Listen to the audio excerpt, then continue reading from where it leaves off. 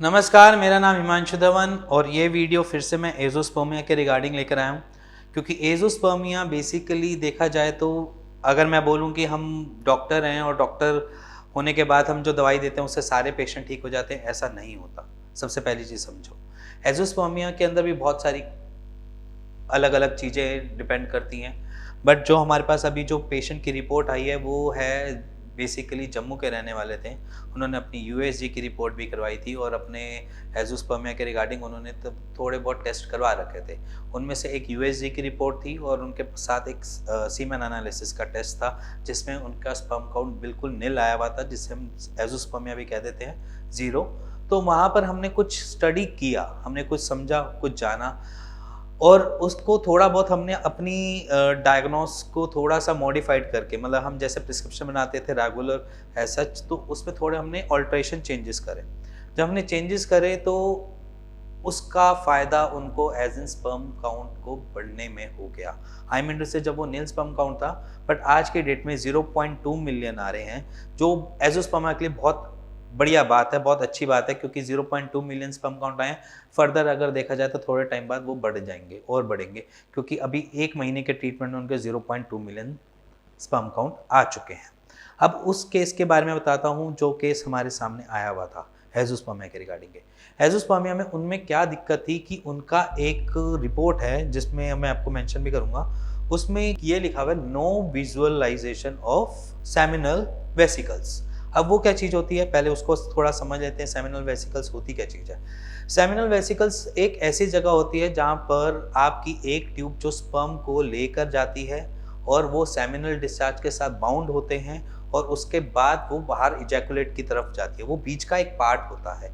वो एक ऐसा पार्ट जहाँ पर आपकी वासा डिफेंसा की ट्यूब आगे जुड़ी हुई होती है, जहाँ पर आपके स्पर्म आपकी सेमिनल डिस्चार्ज के साथ मिक्स होते हैं, वहाँ की सीक्रेशन के साथ मिक्स होते हैं, उसके बाद वो बाहर निकलता है। सेमिनल वेसिकल्स एक इसलिए भी इम्पोर्टेंट चीज़ है क्योंकि वो आपकी मोटिलिटी बढ़ाते हैं और आपकी जो स्पीड है, मॉर्फोलॉजी है, उसको सुधारते हैं, क्योंकि वो एक सेमिनल लिक्विड फॉर्म बनाते हैं। तभी हम सेमिनल डिस्चार्ज बोलते हैं। सेमिनल डिस्चार्ज कहाँ से निकलता है? सेमिनल वेसिकल से। तो सेमिनल वेसिकल उनकी दिख ही नहीं रही थी और एक रिपोर्ट में उसमें मेंशन भी किया हुआ है कि उसको एजेनेसिस था, मतलब वो वाला पार्ट जो है उनका दिख ही नहीं रहा था। तो उनकी मेंशन हो सकता है, क्योंकि ये चीज़, क्योंकि कोई भी अंदर झाँक कर नहीं देख सकता, इसलिए हमेशा रिपोर्ट जो होती है वो एक आइडिया पे लगती है, एक आइडियल लगती है। कि मान के चलो हमने एक आइडिया लगाया कि एक उनका स्कैन किया गया, स्कैन में आइडिया लगाया तो वो चीज़ मिली, तो ज़रूरी नहीं था। बट वहाँ पर उन्होंने एक एजेनेसिस लिख दिया गया था, जहाँ पर हम ये सोच रहे थे कि शायद इन मेडिसिन से काम ना बने, इसलिए थोड़ा बहुत हमने मॉडिफाइड किया। हमने थोड़ा घूम के वहाँ पर गए, डायग्नोस को पकड़ा, हमने फिर भी एक चांस लिया कि हाँ शायद मे बी हम ये चीज़ दें तो शायद ये बेनिफिट देते। तो वहाँ पर हमने सेमिनल डिस्चार्ज जो हो निकालती है एक तरीके से, जो सेमिनल वेसिकल्स है, वो हमें नहीं मिल रही थी, फिर भी हमने एक बारी ट्राई करने के लिए उनको दिया और चांस की बात है उनके स्पर्म काउंट 0 से 0.2 मिलियन स्पर्म काउंट हो चुके हैं और आज के डेट में वो एज़ोस्पर्मिया के पेशेंट से ओलिगोस्पर्मिया के कैटेगरी में आ गए हैं, क्योंकि उनकी मोटिलिटी भी सुधरी और साथ-साथ, क्योंकि मोटिलिटी 5% भी आना बहुत बड़ी बात होती है, क्योंकि किसी-किसी केसेस में स्पर्म काउंट तो 130 मिलियन भी हो जाते हैं, बट मोटिलिटी निल रहती है, तो वो वाले केसेस भी हमने देखे हैं। तो हम उस चीज़ को थोड़ा बहुत और जान सकें, इस वजह से हमने उनको एक टेस्ट की तरह देखा।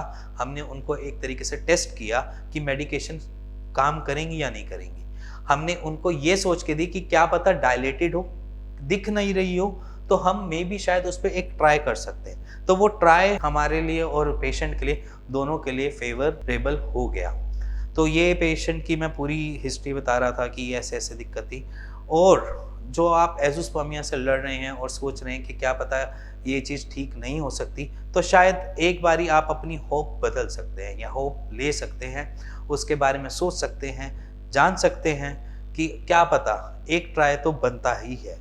जहाँ आप 4 जगह गए हैं, 5 जगह गए हैं, बट फिर भी एक ट्राई बनता ही है। एक ट्राई आयुर्वेद को भी दे दो, तो क्या पता आप शायद उसमें सफल कर जाओ, क्योंकि एज़ोस्पर्मिया मैं खुद कहता हूँ कि हमारे हाथ में बस हम मेडिसिन देने वाले ज़रिया हैं।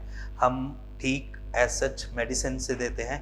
अगर ठीक करता है एजोस्पर्मिया को तो मोस्टली मैं उनमें खुदा को ही बोलूँगा, भगवान को ही बोलूँगा, क्योंकि उसका हाथ आपके सर पर है तो वो आपको ठीक कर सकता है।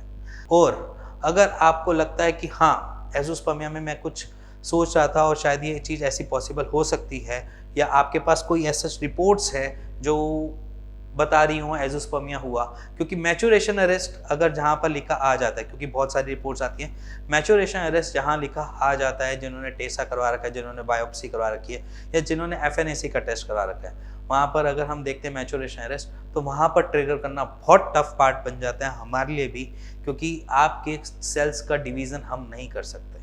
हम बस ट्रिगर कर सकते हैं, उस चीज़ को एनहेंस कर सकते हैं, बट हम उस चीज़ को चालू नहीं कर सकते हैं। तो हमारी कोशिश रहती है कि वहाँ पर हम काम करें, बट हम उसमें हर जगह सक्सेस नहीं हो पाते हैं।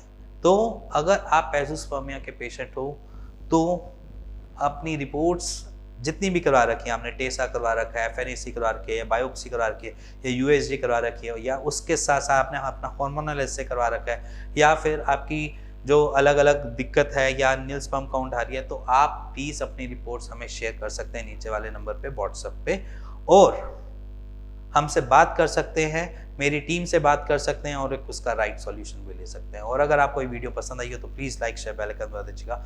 Thank you.